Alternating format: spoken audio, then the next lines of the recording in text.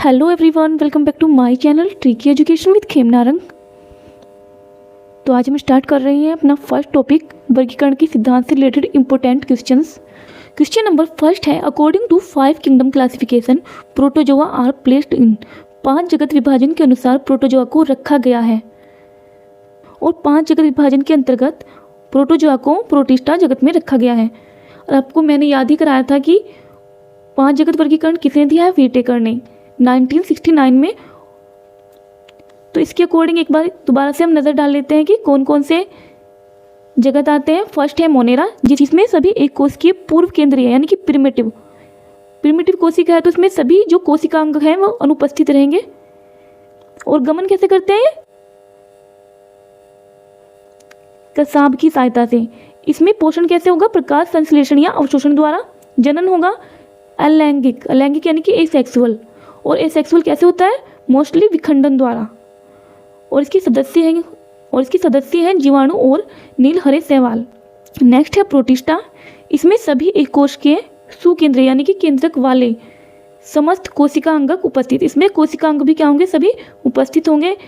ये गमन किसकी सहायता से करेंगे, या तो रोमाम्बों की सहायता से करेंगे या कसाब की सहायता से करेंगे। इसमें प्रकाश संश्लेषण होगा, ये अपना पोषण प्रकाश संश्लेषण, प्रपोषण या अवशोषण किसी भी तरीके से प्राप्त कर सकते हैं। और इसमें जनन भी सेक्सुअल और एसेक्सुअल दोनों प्रकार से मिलता है। इसके सदस्य हैं प्रोटोजोआ, अमीबा। नेक्स्ट है फंजाई, ये बहुकोशिकीय और सुकेंद्रीय यानी कि केंद्रक सहित, और इसमें कोई गमन नहीं होता। और इसमें रिप्रोडक्शन सेक्सुअल और एसेक्सुअल दोनों प्रकार से होता है। इसका एग्जाम्पल है कवक। नेक्स्ट है पादप यानी कि प्लांट, ये भी बहुकोशिकीय और सुकेंद्रीय होते हैं और इसमें प्लास्टिड्स पाए जाते हैं, गमन नहीं होता है और मुख्यतः पोषण प्रकाश संश्लेषण की क्रिया द्वारा प्राप्त करते हैं। इसमें भी जनन सेक्सुअल और एसेक्सुअल दोनों प्रकार से होता है। नेक्स्ट है जंतु यानी कि एनिमल्स, ये भी बहुकोशिकीय होते हैं, सुकेंद्रीय होते हैं और कोशिकांगक उपस्थित होते हैं, प्लास्टिड अनुपस्थित होते हैं, क्योंकि प्लास्टिड्स मेनली पादप यानी कि प्लांट में पाया जाता है। ये पेशी तंतुओं द्वारा गमनशील होते हैं, यानी कि हम जो मनुष्य या जंतु है पेशियों द्वारा गमन करते हैं। इसमें पोषण परपोषण द्वारा ग्रहण किया जाता है, दूसरों के भक्षण द्वारा।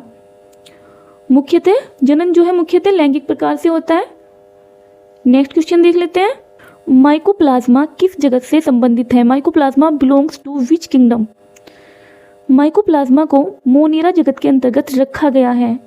मोनेरा जगत में सभी प्रोकैरियोटिक तथा एक कोश के जीवों को रखा गया है, जैसे जीवाणु, रिकेट्स, माइकोप्लाज्मा, आर्कीबैक्टीरिया तथा प्रकाश संश्लेषण करने वाले तथा वे जो इस क्रिया में ऑक्सीजन निकालने वाले बैक्टीरिया, जैसे ऑक्सीफोटोबैक्टीरिया एवं साइनोबैक्टीरिया यानी कि जिन्हें नील हरे शैवाल भी कहते हैं, इसमें सम्मिलित हैं। यानी कि आप यहाँ से याद रखेंगे कि माइकोप्लाज्मा को मोनेरा जगत में रखा गया है। Binomial nomenclature was discovered by, द्विपद नाम पद्धति, इसको हिंदी में बोलते हैं द्विपद नाम पद्धति।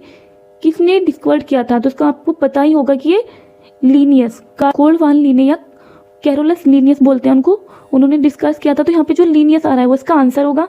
नेक्स्ट क्वेश्चन है, animals in which mouth develops opposite to blastopore are called. जंतु जिसमें ब्लास्टोपोर मुख यानी कि माउथ के विपरीत गुदा एनस का निर्माण करता है उसे ड्यूटेरोस्टोमिया कहते हैं।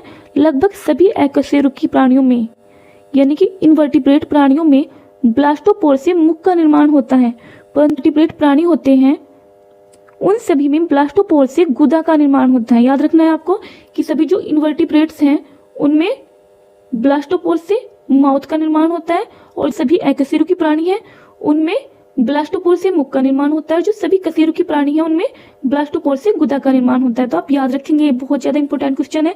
नेक्स्ट है, the term biology was introduced by. तो ये जो टर्म है बायोलॉजी वो सबसे पहले किसने इंट्रोड्यूस्ड कराया, तो इसका आंसर है the term biology was introduced by Lamarck. किसने कराया, लेमार्क ने कराया इन 1802।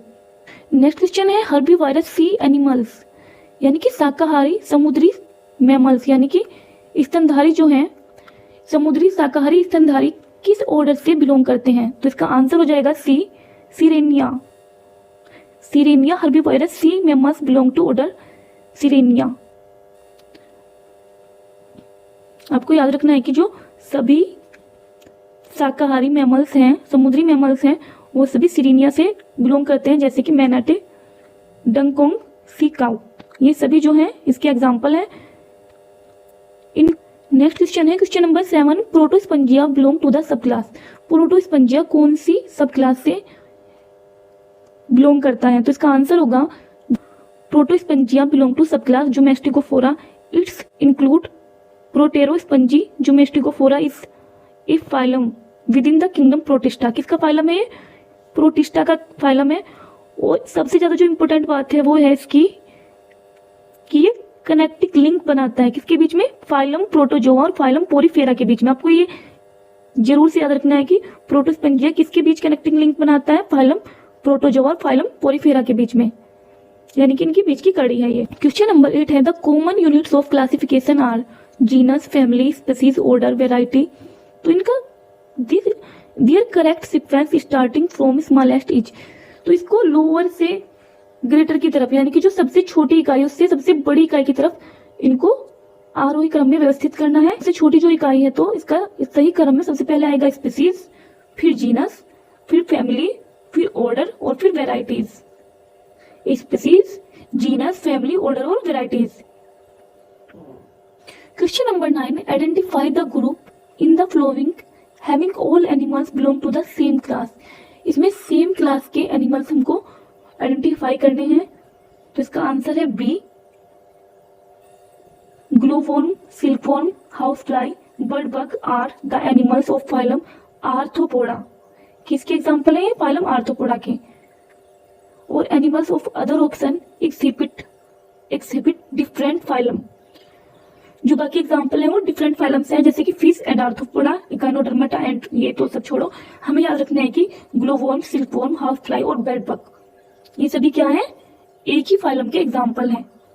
अगर आपने मेरी ट्री की वीडियोस में फाइलम आर्थ्रोपोडा को देखा होगा, फाइलम आर्थ्रोपोडा की ट्रिक्स वाली वीडियो देखी होगी, तो आपको इस टाइप की सारे क्वेश्चन खुद ही क्लियर हो जाएंगे। Question number 10, in the history of animal science the person who for the first time recognised the importance of the fossils as evidence of evolution was. Animal history का कौन person था जिसने for the first time, जिसने पहली बार recognise the importance, क्या recognise किया? Importance of fossil, जीवाश्म की इम्पोर्टेंस को रिकॉग्नाइज किया, पहचाना एज एविडेंस ऑफ इवोल्यूशन, यानी कि जैव विकास के एविडेंस के रूप में। तो इसका आंसर होगा जॉर्ज क्यूवियर। नेक्स्ट है question number 11, which of the following is derived from Latin word. में से कौन सा वर्ड लैटिन से ड्राइव्ड हुआ है? तो इसका आंसर होगा सभी। पोरीफेरा, एनिलिडा और मोलस्का लैटिन शब्द से ही लिए गए हैं। नेक्स्ट है एलिप्सा बिलोंग टू द क्लास, तो आंसर हो जाएगा गैस्ट्रोपोडा। नेक्स्ट क्वेश्चन है question number 13, the book organ of species was published in. प्रजातियों की उत्पत्ति नामक पुस्तक प्रकाशित हुई। तो इसका आंसर होगा डी, 1859। प्रजातियों की उत्पत्ति ऑर्गन ऑफ स्पीसीज नामक पुस्तक डार्विन द्वारा 1859 ईस्वी को प्रकाशित हुई और लैमार्क द्वारा सन 504 से 433 ईस्वी पूर्व में फिलोसफिक जूलॉजी। इसका मीन्स ये है कि जो प्रजातियों की उत्पत्ति यानी कि ऑर्गन ऑफ स्पीसीज किसके द्वारा लिखी हुई है? डार्विन के द्वारा। और इसके साथ ही साथ दूसरे वैज्ञानिक हैं लैमार्क, जिन्होंने कौन सी किताब लिखी? फिलोसफिक जूलॉजिक, और जिसका प्रकाशन हुआ 504 से 433 ईस्वी के आसपास। नेक्स्ट क्वेश्चन है क्वेश्चन नंबर 14, लीनियस ने द्विव नामकरण की विचारधारा सर्वप्रथम प्रकाशित की, यानी कि जो कैरोलस लीनियस हैं उन्होंने सबसे पहले जो अपनी बायोनोमिकल नोमिकलेचर की अवधारणा कहाँ पर प्रस्तुत की? तो इसका आंसर है बी, स्पीसीज प्लांटेरम में, स्पीसीज प्लांटेरम में। नेक्स्ट क्वेश्चन है स्पीसीज शब्द का चयन किया, the word species was coined by. तो इसका आंसर होगा ए, जॉन रे द्वारा। स्पीसीज शब्द का चयन सर्वप्रथम जॉन रे के द्वारा किया गया है। कैरोलस लीनियस ने क्या किया था? बायोनोमिकल नोमेनक्लेचर यानी कि द्विपद नाम पद्धति को प्रस्तावित किया था, प्रतिपादित किया था। और हेक्सले ने जीव द्रव्य को जीवन का भौतिक आधार बताया था या कहा था, एक ही बात है। नेक्स्ट क्वेश्चन है 16, the first phylum of animal kingdom to exhibit bilateral symmetry is. दी पार्श्व सिमिति दिखाने वाला प्राणी जगत का पहला संघ है। तो इसका आंसर हो जाएगा डी, प्लेटीहेल्मिन्थीज। प्लेटीहेल्मिन्थीज, प्लेटीहेल्मिन्थीज दी पार्श्व सिमिति बायलिटरल सिमेट्री दिखाने वाला प्राणी जगत का पहला संघ है। इसमें ऐसे जंतु एक्सिस से दो भागों में विभाजित हो जाता है तथा शरीर का संगठन ऑर्गन ग्रेड लेवल का पाया जाता है। इसमें जो शारीरिक संगठन है वो ऑर्गन ग्रेड लेवल का पाया जाता है और ये ऐसा पहला फाइलम है जिसमें बायलेटरल सिमेट्री पाई जाती है। आप इसको 20 से काटेंगे, 20 से इसको 2 भागों में विभाजित करेंगे तो 2 कल होंगे पार्ट, दोनों पार्ट आपस में क्या होंगे, सिमेट्रिकल होंगे। Question number 17, father of taxonomy is वर्गीकी के पिता हैं, तो इसका आंसर है लीनियस। वर्गीकी के पिता फादर ऑफ टैक्सोनॉमी कौन है, कैरोलस लीनियस है और अरस्तु को जीव विज्ञान व जंतु विज्ञान का जनक कहते हैं। इसके अलावा बेंथर व हुकर ने प्राकृतिक पद्धति के वर्गीकरण को दिया है। क्या दिया है इन्होंने, प्राकृतिक पद्धति के वर्गीकरण को दिया है। Question number 18, in which of the following sub class of reptiles the skull has a solid roof, सरीसृप के निम्न में से किस उपवर्ग के कपाल की छत अविच्छिन्न होती है। सरीसृप की एनाप्सिडा उपवर्ग के कपाल की छत अविच्छिन्न यानी कि सॉलिड रूफ होती है। Question number 19, which is true, सत्य क्या है, तो इसका आंसर है डी, सरीसृप पक्षी एवं स्तनी एमनियोटा कहलाता, मत्स्य व उभयचर को एन एमनियोटा कहते हैं। Question number 20, retrogressive Metamorphosis is characteristics of, अधोगामी रूपांतरण विशिष्ट लक्षण है। अधोगामी रूपांतरण रेट्रोग्रेसिव मेटामॉर्फोसिस यूरोकार्डेटा का विशिष्ट लक्षण है। इसमें टेडपोल से वयस्क में विकास के दौरान कुछ अंग संकुचित होकर पूर्णतः लुप्त हो जाते हैं, जैसे हर्डमानिया ब्रोटाइलस। नेक्स्ट है सबसे छोटा फीताकर्मी होता है, स्मॉलेस्ट टेपवर्म इज इकाइनोकोकस, तो इसका आंसर है सी, इकाइनोकोकस ग्रैनुलोसस को हाइडेटेड वर्म या डॉग वर्म कहते हैं। इस वर्म के ट्रांसमिशन के लिए 2 होस्ट की आवश्यकता होती है, एक डिफिनिट होस्ट और एक इंटरमीडिएट होस्ट। इस वर्म के डिफिनिट होस्ट कुत्ता और सामान्यतः इंटरमीडिएट होस्ट भेड़ होती है। इसके अतिरिक्त कैटल, घोड़ा, बकरी और ऊंट भी इंटरमीडिएट होस्ट हो सकते हैं। क्वेश्चन नंबर 22, पेरिपेटस किस वर्ग में आता है, पेरिपेटस बिलोंग्स टू क्लास, तो इसका आंसर होगा पेरिपेटस ओनिकोफोरा वर्ग के अंतर्गत आता है। यह एनिलिडा व आर्थ्रोपोडा के बीच की संयोजक कड़ी है। ये याद रखना है कि यह एनिलिडा व आर्थ्रोपोडा के बीच की संयोजक कड़ी, आपको याद रखना है पा। पेरिपेटस किसके बीच की कड़ी है, एनिलिडा व आर्थ्रोपोडा के बीच की कड़ी है। नेक्स्ट क्वेश्चन है क्वेश्चन नंबर 23, वर्ग बाइवेलिया को यह भी कहते हैं, वर्ग बाइवेलिया को पेलिस्पोडा भी कहते हैं। आपको याद रखना है कि इसका आंसर हो जाएगा सी, पेलिस्पोडा। बाइवेलिया या पेलिस्पोडा के जंतुओं में सिर यानी कि हेड और रेडुला का अभाव होता है। इसके अंतर्गत ओयस्टर व ककल्स आदि फैमिलीज आती हैं। बाइवेलिया का खोल कैल्शियम कार्बोनेट का बना होता है, यानी कि इसके जो सेल हैं वो कैल्शियम कार्बोनेट के बने होते हैं। क्वेश्चन नंबर 24, इसमें से कौन एक कोरल नहीं है, विच of the following is not a coral, तो इसका आंसर होगा डी, साइनिया।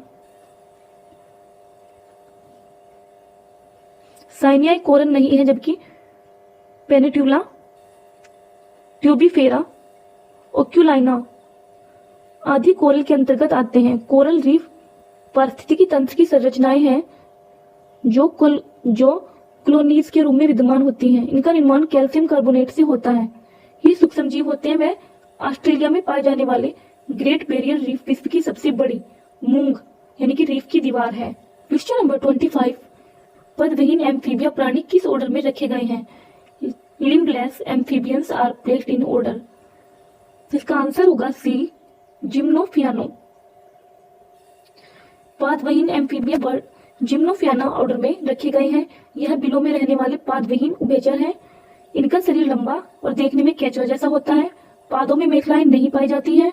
इसमें पूंछ छोटी या अनुपस्थित होती है। नर के शरीर में पश्च छोर पर अवस्कर द्वार से बाहर निकलने वाला मैथुन अंग है। उदाहरण के लिए एक्थियोफिस।